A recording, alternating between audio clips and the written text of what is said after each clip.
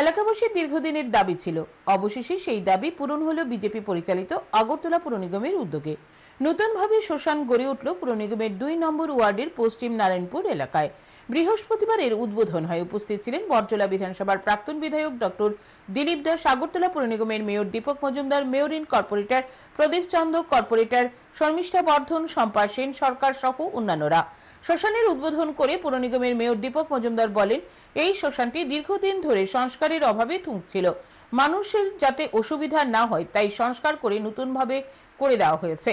নতুনভাবে শ্মশানটি সাজিয়ে তোলার পাশাপাশি শবদেহ নিয়ে আসা লোকজনদের শেড তৈরি করে দেওয়া হয়েছে। ব্যয় করা হয়েছে প্রায় 5 লক্ষাধিক টাকা। মেয়র আরও জানান, মুসলিমদের কবরস্থানও সংস্কার করে দেওয়া হচ্ছে।